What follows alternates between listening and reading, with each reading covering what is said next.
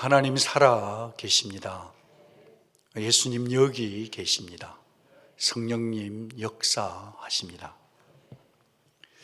야곱은 그의 가족 70명을 데리고 지금 애굽으로 내려갔어요. 내려가서 보니까 죽은 줄로만 알았던, 그토록 그리웠던 요셉을 만나서 많이 울었어요. 그 야곱이 이제 당시의 최강대국의 절대권자 파워인 바로 앞에 서게 됩니다. 바로 왕과 야곱이 대면하는 장면, 이것이 오늘 본문이에요. 그런데 만나자마자 이 바로 왕이 야곱에게 다른 것을 물은 게 아니라 나이를 물어요. 그때 이 야곱은 참 읽는 우리들에게 여운이 남는 마음이 짠한 고백을 하죠. 내 나그네 길의 세월이 130년이니이다. 험악한 세월을 보내었습니다. 야곱은 자기 인생을 이렇게 되돌아보고 진단을 해보니까 자기의 인생을 딱 두 마디로 정리가 되는 거예요. 첫 번째는 나는 나그네입니다. 두 번째는 험악한 세월을 보냈습니다.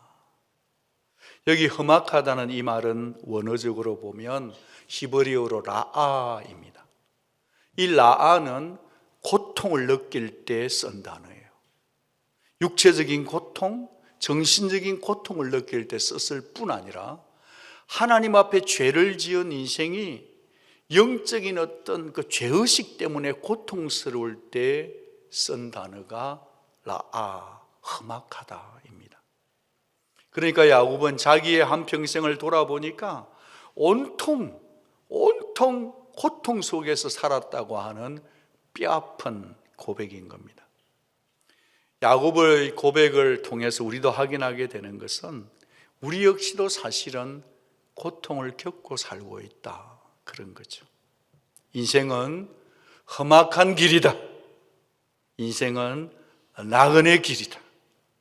이것이 우리의 정체성이다. 그래요. 하나님께서는 애시당초의 말입니다. 얘들아, 더 쉬운 길이 있는데 따라와 볼래? 이러지 않으세요. 이 땅에 안주하고 쉽게 살 방법이 있는데 한번 나 좀 따라와 볼래? 절대로 그것을 보장한 적이 없으세요. 도리어 고난을 허락하시고 고난을 초대하는 우리입니다. 고난 없이는 도무지 성화의 길, 하나님을 닮아갈 수 있는 방법이 없다는 것을 하나님이 아셨기 때문이겠죠. 고난이 없으면 우리는 금세 내가 누군지를 잊어버려요. 애초 내가 가려던 방향을 점점 희미해져서 길을 잃지도 몰라요. 그래서 크고 작은 고난은 오히려 나의 믿음을 일깨우는 하나님의 뭘까요? 선물입니다. 그래서 우리는 야곱의 이 풀스토리를 간략하게 한번 들여다보면서 우리의 마음을 한번 다잡아 보고 싶습니다. 그의 고백에 비추어서 말입니다. 첫째로,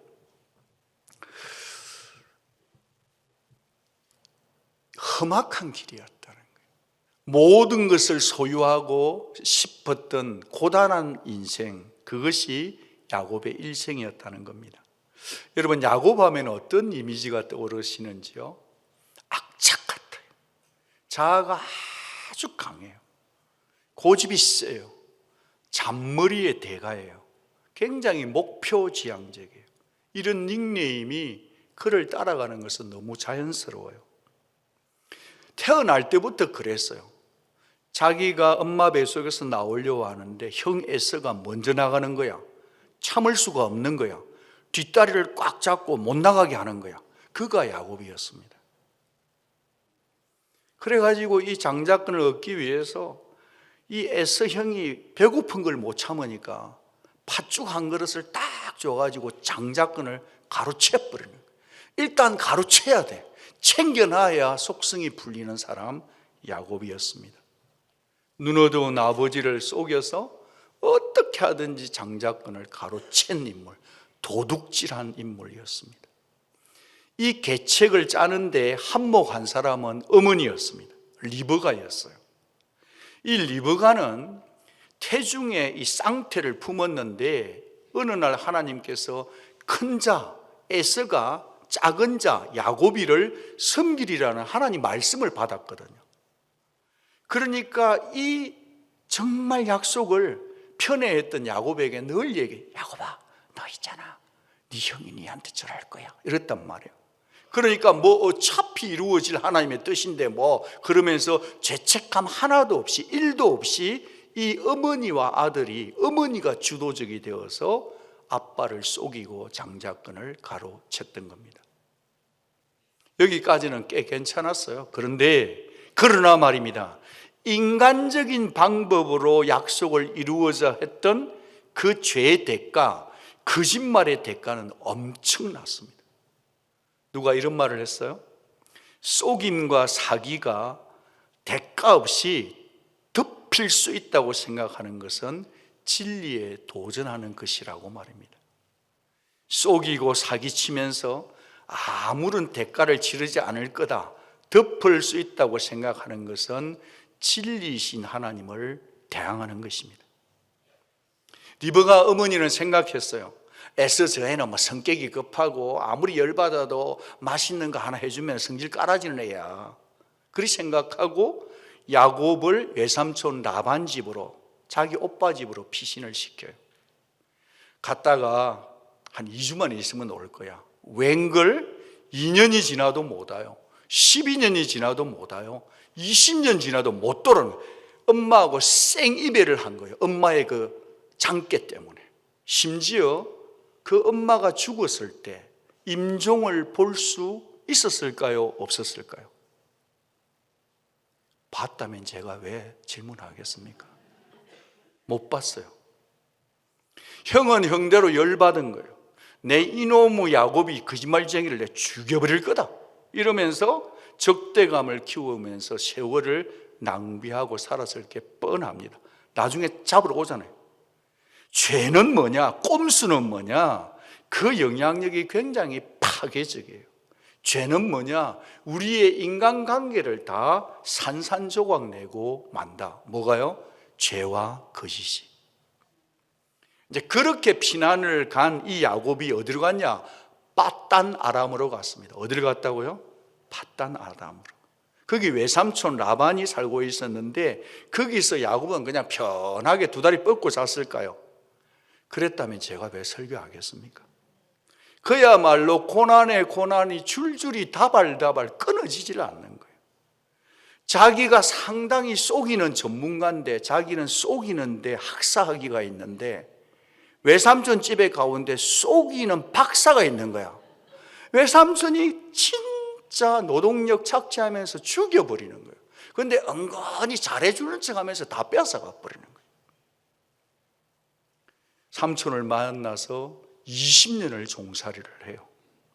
거기서 라헬, 레아, 여종 2명까지 4명의 여자하고 살다 보니까 이게 그 갈등과 질투와 이 속에 남자가 살게 사는 게 아니었어요. 게다가 형 에서가 추격을 당해 다가오니까 칼날의 위기 앞에서 심장이 바짝바짝 타들어갔던 야곱이었어요.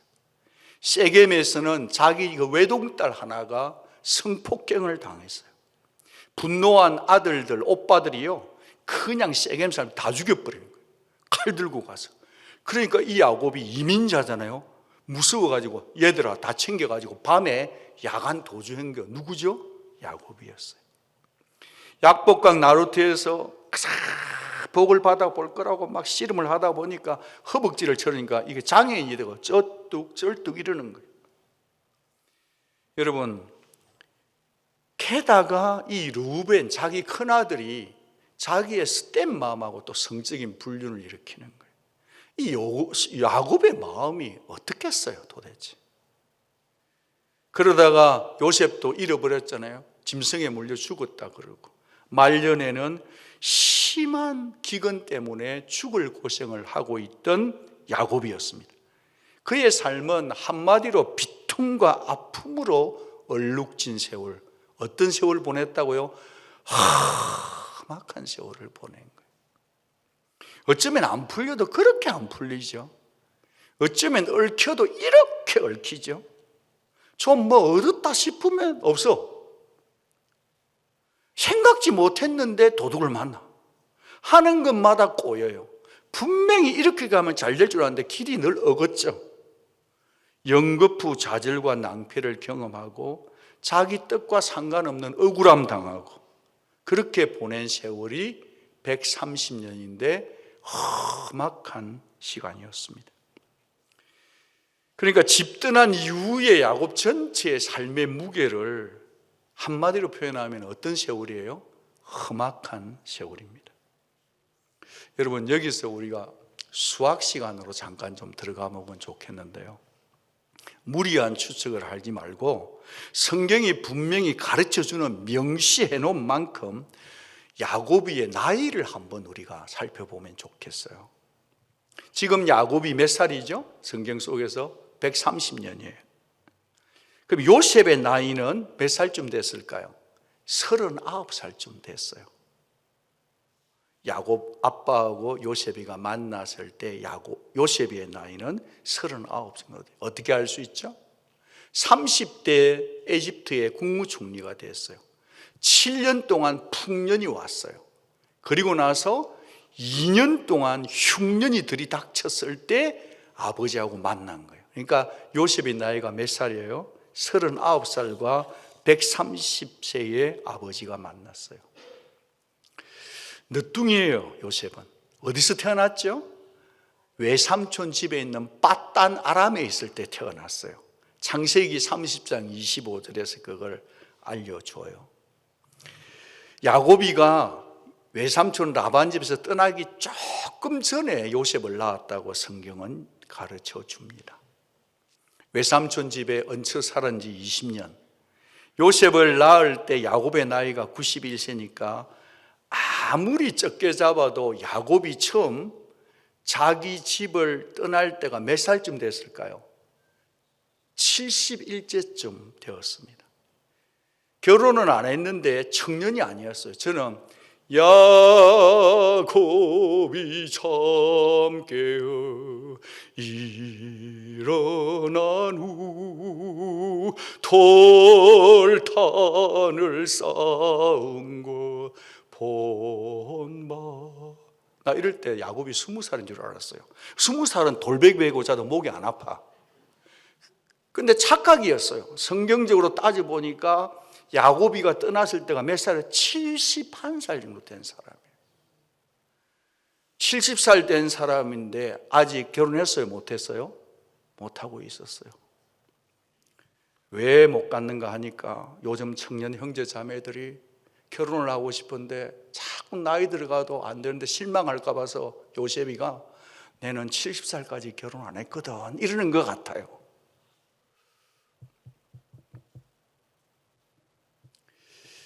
생각을 가만히 해보면 쌍둥이 형 에서는 40세에 이방 여자와 결혼을 했어요. 그런데 엄마가 야곱에게는 이방 여자하고 결혼하지 말라는 거예요. 그래서 싱글로 홀로 산 지가 70년을 살은 거예요. 유복한 부모 밑에 있을 때 몸은 편했을지 모르지만 이 야곱이는 항상 생각하는 게 남의 걸 빼앗을 것만 생각한 거예요. 장자권. 그러다가 눈치 보고 있다가 터뜨린 사건이 뭐죠? 팥죽 한 그릇 주고 장자권을 빼앗아간 사건 아니겠습니까? 몇 살에 떠났다고요? 71세쯤 떠났는데 20년 동안 나이 든 반노인으로서 육체적 고통이 얼마나 심했을까요? 게다가 또 영적인 죄책감, 자신의 선택에 대한 자책감, 세겜에서의 피비린내 나는 일들, 딸의 곤란한 일들. 야곱의 일생은요, 두려움, 공고함의 대명사로 되어져 있는 것 같습니다. 자, 이쯤 되면 그러니까요, 목사님, 하나님 왜 그렇게 야곱이를 안 도와주고 나를 안 도와주시죠? 그런 분이 몇 분 계실 것 같아요. 아니, 왜 하나님 그렇게 혹독하게 살도록 야곱이를 냅두십니까? 하나님 그렇게 냅두셔도 됩니까? 하나님 정말 묵묵부답할 수 있습니까? 라는 생각을 하시는 분들에게 대화를, 오해를 좀 풀어야 할 것 같아요. 성경은 하나님께서 야곱이를 버려두지 않았다고 하십니다. 하나님이 이 야곱을 몇 번 정도 만나 주셨을 것 같으세요? 성경에 보면 7번을 친히 나타나서 만나 주셨다고 그래요. 그 가운데 제일 첫 번째 만나 주셨던 장면이 집을 떠나자마자 하란으로 가는 그 외로운 여행길에 그 밤에 처음으로 하나님이 만나 주셨어요. 만나 주셔서 했던 말씀, 하나님 저에게도 약속 좀 주세요 하는 마음으로 같이 한번 읽어주시기를 부탁합니다. 같이 읽겠어요. 네가 나와 함께 있어 네가 어디로 가든지 너를 지키며 너를 이끌어서 이 땅에 돌아오게 할지라. 내가 네게 허락한 것을 다 이루기까지 너를 떠나지 아니하리라. 너를 떠나지 아니하리라 하셨습니다. 아멘. 베델에서 그는 하나님을 만나 약속을 받았어요. 하나님과 동행을 믿었어요. 게다가 하나님은 형의 추격 앞에서도 야곱을 만나서 지켜주셨어요. 약복 나루에서 하나님의 사자를 만나 이 환도뼈가 부러져 장애인이 되었을지라도 그의 이름을 이스라엘로 새 이름도 주시잖아요. 거부할 수 없는 버니엘의 하나님, 버니엘은 하나님의 얼굴이란 뜻이거든. 그 하나님을 만났단 말이에요. 그런데도 그런 영적인 체험을 가졌음에도 불구하고 그는 여전히 이놈의 세상 욕심을 버리지를 못하는 거예요. 순간순간 옛 야곱의 근성이 살아나서 속히 돌아오라 하는데 그놈의 돈 때문에, 그놈의 어떤 그 욕심 때문에 거기 머물러 있다가 인간적인 욕망을 따라가다 보니 톡톡히 치른 대가가 뭐죠? 자기 딸, 외동딸이 그 세겜 지역에서 성적인 정말 그 어떤 있으면 안 될 일을 당하는 그 일이 일어나고 아들들은 칼을 들고 와 사람을 죽이는 그런 일이 일어났다. 사람 욕심이 너무 계속까지 그러면 칼바람이 일어나고 자녀들이 어려움을 당할 수가 있다는 거예요. 자, 그러니 여러분, 야곱의 험악한 여정을 두고 뭐 누구 탓이다, 환경 탓이다 이렇게 말할 수는 없는 거죠. 성경은 그 누구 탓도 아닌 야곱 자신의 선택의 결과라고 하는 겁니다. 야곱 속에 꿈틀거리고 있는 그 끝없는 목마름이 자초한 욕망의 죄성, 탐심의 죄성, 탐욕의 죄성, 이 죄성이 잘못된 선택을 계속 사이클을 잡아 돌린 겁니다. 사람은 참 머리가 좋은데요, 사람들은 죄를 지을 때는 대책이 없어요. 앞을 내다보질 못하고 밀어내져요. 누구나 죄를 지을 때는 말이죠, 이 죄가 어떤 문제를 야기시킬지 생각 자체를 못해요. 죄를 짓는 순간은 달콤해요. 그런데 죄 다음에 벌어질 스태프에 대해서는 예상하지 않는단 말이에요. 예상치 못한다니, 그게 죄가 주는, 사람에게 주는 독이에요, 독. 그런데 죄에는 반드시 대가가 뒤따른다고 성경은 가르쳐 줍니다. 이것이 죄에 대한 성경적 원리입니다. 우리는 이 사실을 절대로 잊어서는 안 될 것입니다. 죄 문제를 해결받지 못한 채 마음 졸이며 살아가는 것은 고통스러운 거예요. 여러분, 사람이 죄에 끌리면 삶이 피폐해집니다. 사람이 욕망에 사로잡히잖아요. 그러면 그 삶은 험악해져요. 인생이 고통의 연속이다 하지만요, 왜 이 험악한 시간이 자꾸 길어지고 있는 까닭은 뭐냐? 그것은 우리 속에 꿈틀꿈틀대고 있는 소유욕과 자기 고집이 한몫한다는 것입니다. 우리 모두가 이 사실을 말씀 안에서 교훈을 받아야 합니다. 우리 자신은 어떨지요? 내 고집, 내 욕구의 브레이크 시스템을 작동하지 않은 채 그저 달려 그저 다고 그저 챙겨 뭐 어떻게 하든지 간에 그렇게 살면 고단한 인생이 될 뿐이에요. 여러분, 성도는 세상 가치관을 따라 살면 안 됩니다. 성도는 불신자들처럼 살면 고난을 겪습니다. 반드시 고난을 겪고 맙니다. 그런 거로 성도는 세상 방식대로, 자기 방식대로 사는 자가 아니라 하나님의 뜻대로, 방식대로 살아야 될 줄 믿습니다. 그래야만 험한 길을 줄이게 되는 거예요. 두 번째로, 야곱의 고백에 비추어 본 우리가 가야 할 길은 뭐냐 하면 나그네 길, 자신이 누구인지를 깨닫는 인생의 길을 걸어가야 돼요. 여러분, 우리는 이런 험악한 야곱이 그래도 친근하지 않습니까? 꼼수도 두고 말이죠, 좀. 그런데도 은혜도 좀 받고 말이죠. 옛날에 우리 교회에 있었던 어느 분 중에 이름이 제이콥이 있더라고요. 그래서 제가 물었어요.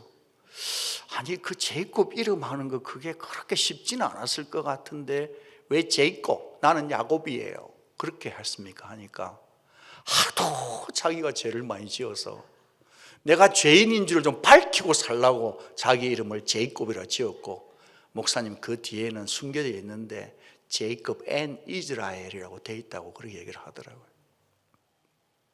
사랑하는 여러분, 우리는 야곱 속에 있는 하나님의 은혜를 챙겨야 합니다. 지금 바로 앞에 서 있는 야곱을 한번 상상해 보십시오. 바로 왕이 절대권자인데 바로 왕을 만난 처음과 끝에 야곱이 하는 게 있어요. 뭘 하죠? 축복을 해준다는 거예요. 지금 감히 누가 누구를 축복한다는 거죠? 텅 빈 노인이 다 가진 절대 권력자 바로를 축복한다는 겁니다. 좋지 하고 넋수그레한 노인의 모습이 아니죠. 땅 좀 얻어보겠다, 양심 좀 구걸하려고 찾아온 피난민 모습이 아닌 거죠. 당당하죠. 당당한데도 겸손하죠. 자만심도 느껴지지도 않아요. 그래서 이 바로 왕이 절대 권력자가 네 나이가 얼마냐라고 물었던 이 질문은 야곱이 나이가 많아서 물은 질문만은 아니라는 생각이 들어요.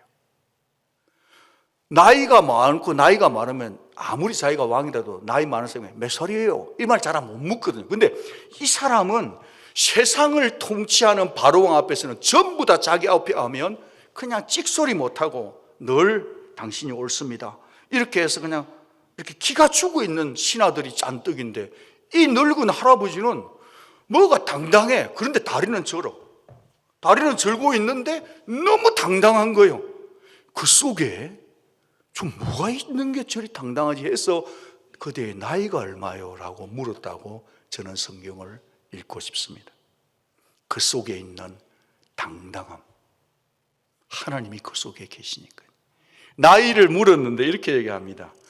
야곱이 내 나그네의 길의 세월이 130년이니이다. 내 나이가 얼마 못되니 우리 조상의 나그네 길의 연조에 미치지를 못하네요. 야곱이 어떤 자였죠? 그는요, 이 땅에 있는 것은 다 가져야만 속성이 풀리는 사람, 집착의 인간이었습니다. 이 땅의 것을 자기 것으로 끌고 모아야 되겠다는 그런 멘탈리티로 살았던 자인데, 그가 깨달은 게 있어요. 인생 살아보니까 끌고 모아 봤지만 다 나그네구나. 그러니 바로왕 당신도 잠깐 후면 이 땅을 떠나게 될 나그네이니 당신도 하나님이 부어주시는 복으로 살아야 합니다. 그 당당함을 진심과 자기 아들을 돌봐준 것까지 감사해서 축복을 했던 것입니다. 바로왕 앞에 서 있으면서도 이 야곱은, 늙은 할아버지 야곱, 쩔름발이 야곱 속에는 그 왕 위에 있는 만왕의 왕을 봤던 겁니다. 사랑하는 여러분, 여러분들 이민생활 하시면서 직장에 가도 불편한 게 있고, 군에 가도 그럴 수도 있고, 병원을 가도 그렇고, 연구실에 가도 그렇고, 어떤 영어적인 부분이나 언어적인 부분이나 문화적인 때문에 힘든 부분도 있을 수 있겠죠. 그렇다 할지라도 저는 여러분에게 축복합니다. 여러분이 지금 세상 살아갈 때는 만만치 않을지라도 여러분 가슴 속에는 여러분과 함께 있는 그 직장 속에 어떤 랭크에 있든지 간에 여러분보다 높으신 분이 계시지만 그 위에 하나님이 계시는데 그 하나님이 내 가슴 속에 살아있다고 믿고 다른 사람에게 기죽지 말고 당당하게 정직하게 다른 사람을 블레싱 해줄 수 있는 축복의 사람들이 되기를 축복합니다. 어떻게 그게 가능하냐 하면 하나님이 아브라함에게 부어주셨던 축복, 언약의 하나님이 아브라함의 아들 이삭에게 부어준 축복, 그리고 자기 자신 이 야곱에게 부어준 축복인데 이 축복이 흘러 넘친 거예요. 저는 목회하면서 제일 부러운 목사님이 누구냐 하면 큰 교회 가진 목사님이 부럽진 않아요. 근데 자기 아버지가 목사였던 분이나 자기 아버지가 장로님이었거나 자기 어머니가 권사님이었던 그런 목사님은 참 부러워요. 평생을 살면서 하나님만 사랑했던 할아버지, 평생을 살면서 하나님을 사랑했던 아버지, 어머니가 부어놓은 기도해 준 그 축복이 자기에게 머물러 있는 목사님은 정말 부러워요. 저는 그러지 못했거든요. 신앙인은 하늘의 복이 얼마나 소중한지를 알고 그 복을 소중함을 가치를 알아야 될 줄로 믿습니다. 여러분의 부모님이 신앙인이었다면 복인 줄 아시기 바랍니다. 여러분의 할아버지 할머니가 예수를 믿었다면 복인 줄 아시기를 바랍니다. 아브라함에게 약속하시던 복의 전달자가 그 언약을 성취하는 복 아니겠습니까? 자기 이렇게 아는 거예요. 자기 조상들이 그랬더니 자기도 정착민이 아니라 이민자였다는 거예요. 이리저리 움직여야 되는 유목민이었다는 거예요. 가나안 땅에 언약이 있음에도 여전히 우리는 이렇게 유리방황하고 있지만 내게는 가나안 땅, 약속의 땅이 있다. 언약이 하나님이 주신 땅이 있다. 하나님을 믿은 거죠. 그것이 나그네께 1차적인 의미죠. 더 큰 의미는 뭐냐? 내게는 영원한 안식처가 있음을 알았다는 거예요. 나는 천국을 소망하는 순례자라는 것을 알았던 것입니다. 단순히 이리저리 흘러다니고 디아스포라처럼 흔들거리고 다니지만 나는 이 땅에 살고 있으나 나의 궁극적 데스티네이션은 천국임을 알았다는 거예요. 그런 고백을 하는 거죠. 내 할아버지는 175년을 살았고요. 내 아버지는 180년을 살았지만 저는 겨우 130년을 밖에 못 살았습니다. 자기를 낮추면서도 그는 당당하게 축복을 했다는 거예요. 여러분, 야곱이 가장 인생이 풀렸던 건 언제냐? 요때부터예요. 여기서부터 17년을 더 살다가 하나님 품으로 가요. 147세에 하늘나라 가거든요. 저는 이 시간 여러분 모두를 축복하고 싶습니다. 날씨도 추운데 교회에 오셨으니, 예배하러 오시고 하나님 만나러 오셨으니 여러분의 인생의 챕터가 어떤 챕터를 보내는지 모르지만 이제 이후로 하나님께서 여러분의 삶을 축복해 주시고 동행해 주시고 막힌 것은 뚫어지는 하늘의 복을 받아 걸머지는 축복된 인생 되시기를 주의 이름으로 축복합니다. 우리 힘으로 한다고 다 되는 거 아니더라고요. 하나님이 내 자식들도 책임져야 되고 하나님이 내 신분도 책임져야 되고 하나님이 나를 책임져 주셔야 되는 거. 야곱의 인생이 그렇게 험악했으나 여기 와서 국무총리하는 아들 덕분에도 살았겠지만 저는 야곱이가 요셉이 덕 좀 봤지만 요셉의 덕을 의지했다고 생각 안 해요. 야곱은 하늘에 하나님이 주시는 걸 먹고 살고 하늘에 하나님이 허락하는 것만 먹고 살다가 그렇게 깔끔하게 천국 갔다고 믿습니다, 여러분. 히브리서가 그의 삶들을 두고 언약의 선배들, 조상들을 이렇게 말하잖아요. 또 땅에서는 외국인과 나그네임을 정언했으니 그들이 이같이 말하는 것은 자기들이 본향 찾는 자임을 나타내미라. 같이 읽어주시겠어요? 그들이 이제는 더 나은 본향을 사모하니 곧 하늘에 있는 것이라. 이러므로 하나님이 그들의 하나님이라 일컬음을 받으심을 부끄러워하지 않으시고 그들을 위하여 한 성을 예비하시니. 이러므로 왜요? 그들이 본향을 사모하니까 하나님이 그들의 하나님 되는 것을 부끄러워하지 아니하시고 도리어 자랑스러워하셨다는 거예요. 여러분, 저와 여러분 모두는 순례자들입니다. 맞습니까? 필그림입니다. 맞습니까? 이 땅엔 잠시 사다 가는 인생들이에요. 영원한 천성을 향해 여행 중인 사람들, 돌아갈 목적지가 분명한 사람들은, 우리들은요 순례자예요. 어느 분의 간증인데, 이분이 서울대 의대 교수로 계셨다가 인터서브라고 하는 그런 인스티튜트 선교단체를 만들어서 어려 선교를 계속 하셨던 분이에요. 정말 하나님의 사람이셨습니다. 그런데 이분에게 이해할 수 없는 어려움이 찾아온 거예요. 뭔가 사모님이 뇌에 브레인에 종양이 있어서 수술을 받으시다가 1급 뇌 신경장애를 일으켜가지고 10년 동안 식물인간이 되셔버린 거예요. 이 간증을 썼을 때 기준으로 10년 동안 식물인간이신 거예요. 그런데 이 장로님은 아무런 반응도 하지 않는 사모님, 눈맞춤도 못하는 아내 그 곁을 한결같이 지극정성으로 지켜주시는 거예요.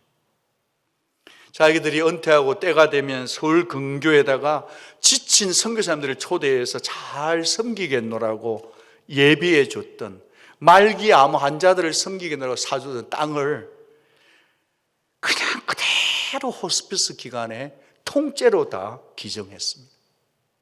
세상 사는 동안 잠시 필요한 것을 제외한 나머지는 다 하나님 나라를 위해 기증해 버렸습니다.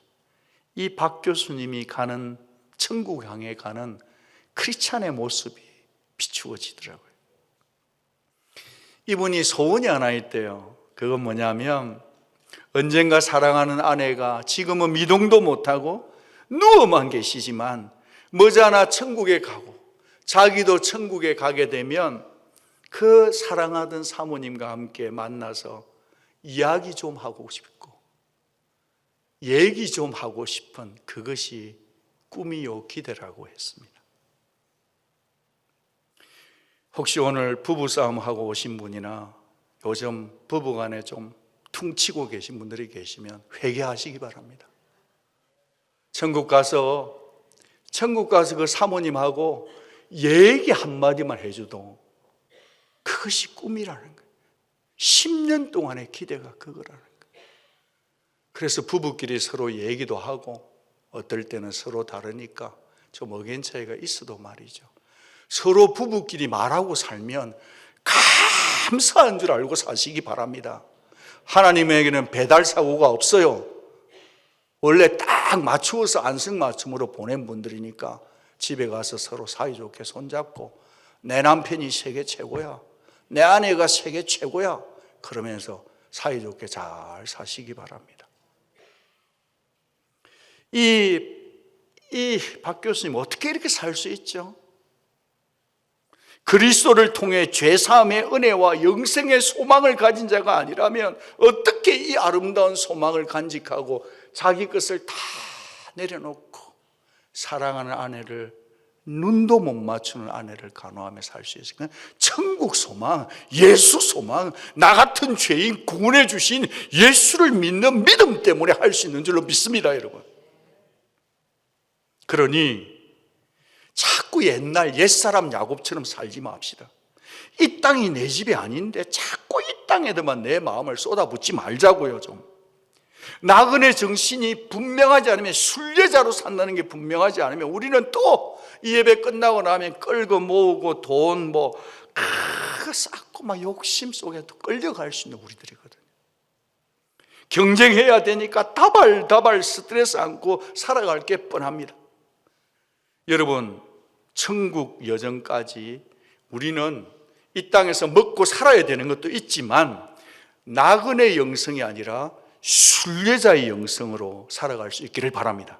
이 소망이 확실하게 우리의 것이 될 때, 나 비록 무슨 일을 하고 살지라도, 내가 남들이 좀 무시하는 직업을 가지고 사람마다 나한테 쉽게 얘기하고 그렇게 살아지라도요, 내가 있잖아요, 내 속에 하나님이 계시면 말입니다, 하나님이 나를 부끄럽게 여기지 않고 내가 하늘 소망 가지고 살면, 난 네 하나님인 거 하고 싶다, 난 네 자랑스럽다, 그러신단 말이에요. 하나님은 직업 보고 자랑스러운 게 아니라 생활 속에서 내 있는 곳에서 내 삶의 중심이 이 땅에 살고 있지만 나는 하나님을 향해 내 마음을 고정하고 살아가는 그 사람에 대해서는 얘야, 난 니만 보면 너무 자랑스럽다. 난 네가 너무 좋다. 이러실 줄로 믿습니다. 여기 앉아 계신 모든 분들을 볼 때, 우리 하나님이 볼 때 난 너를 보면 너무 자랑스럽다. 난 너를 보면 너무 자랑스럽다. 그렇게 말씀해 주실 조건이 뭐냐? 이 땅을 살고 있지만 하늘의 하나님 앞에 눈을 고정하고 살아가는 자에게 하나님은 여러분의 하나님 되기를 기뻐하십니다. 부끄러워하지 않으세요. 이 히브리서 말씀은 믿음의 장인데 이 땅에서 우리가 믿음을 어떻게 살아야 될지를 보여주는 거죠. 우리 모두가 다 나그네의 힘을 정언해야죠. 천국 갈 거라 믿는 우리들인데 우리의 삶 속에서 너무 돈 욕심 많고 막 이기적이고 지금만 챙기고 그렇게 살면서 옆에 분에게 천국 가십시다. 난 천국 가고 천국이 하나님 믿는다 그러면요, 그냥 당신이나 믿으세요 그러지 않을까요? 그런데 뭐 좀 달라. 왠지 손해보고 왠지 좋은 말 해주고 참 이렇게 좀 예수 믿는 향기가 나면요, 그 삶 속에서 하나님 믿는 사람답게 내가 좀 살면 여러분의 삶을 통해 주변 사람들이 천국의 소망을 맛보지 않을까요? 어떻게 그것이 가능하냐 하면 우리가 본향 찾는 자임을 우리가 다른 사람이 어떻게 보일 수 있냐면요, 이 땅의 내 것에 집착하지 않는 모습을 통했습니다. 내 손과 내 발이, 내 물질이, 내 시간 사용이 달라져야 하는 거예요. 천국에 갈 사람은요, 오늘의 삶 속에서 아주 디테일이 강해야 돼요. 천국 가겠다고 하면서도 이 땅에 살면 천국 갈 거, 이 땅에서는 막 부정직하고 내 마음대로 살고 막 흥청망청 살고 부어라 마시라 살고 그렇게 살면 그거는 천국을 소망하는 사람이, 천국을 소망하는 사람은 이 땅에 살면서 아주 디테일이 강한 사람이고 사소한 속에서 내 손, 발, 내 입술, 내 시간을 통해서 뭔가 다른 사람을 설브하고 사는 그 삶을 살 때 그 사람이 천국을 진짜 사모하는 사람 아닐까요? 떠날 목적지가 분명한 사람은 사소한 삶의 방식에서부터 달라지지 않겠습니까? 여러분, 우리 마음을 하늘의 소망에 고정할 때 우리는 야곱처럼 넉넉한 마음으로, 당당한 마음으로 기죽지 않고 다른 사람을 축복하는 삶을 살아갈 수 있을 줄 믿습니다. 비록 야곱은 그의 고집과 이기심으로 험악한 세월을 살았지만요, 하나님이 야곱과 함께 해주셨습니다. 아멘. 야곱 지 원하는 대로 살게 그냥 냅둬버렸다고 한다면 야곱은 소망이 없는 자였어요. 그런데 야곱의 인생 전체를 한 단어로 얘기하면 하나님의 은혜가 그를 꽉 붙잡은 줄로 믿습니다. 베델의 하나님, 브니엘의 하나님이 순간순간 개입하셔서 그의 인생 행로를 바꾸어 주시고 인도해 주신 분 하나님이셨다는 거예요. 바로 그 야곱을 붙드시고 사람 되게 만드신 하나님이 저와 여러분을 꽉 붙들고 계신 줄 믿습니다. 여러분, 하나님이 여러분을 붙드는 겁니다. 우리의 험한 순례길에서 우리를 홀로 냅둬버렸다고 한다면 우리 중에 어느 누구도 오늘 이 자리까지 올 수 없었습니다. 그러나 하나님께서 이스라엘 백성에게 그러했듯이, 야곱에게 그러했듯이 저와 여러분을 독수리 날개로 업어서 이 자리까지 인도해 주신 것입니다. 여러분, 한번 상상해 보실래요? 막 비바람 폭풍우가 밀려오는데 이 독수리가 말이죠, 자기 새끼를 딱 날개에 업어가지고 비가 안 튕기게 해가지고 해가지고 이동을 시키는 거예요. 근데 그 아가야 새끼 독수리들은 무섭다, 외롭다, 왜 안 도와주시는 거야, 투덜투덜 떼고 울고 아파 그리고 막 의심도 하고 막 그렇게 하고 있는 거예요. 그 우리 혹시라도 청소년기를 지나는 그 어떤 자녀들을 기르고 있는 엄마의 마음은 좀 이 마음이 이해될지도 모르겠네요.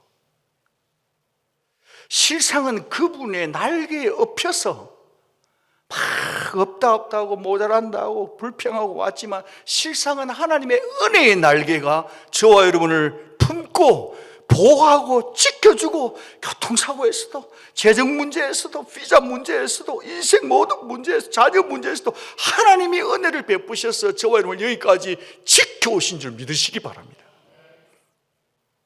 그걸 생각하면 우리는 야곱처럼 참 잔머리도 많이 쓰고 속이기도 잘하고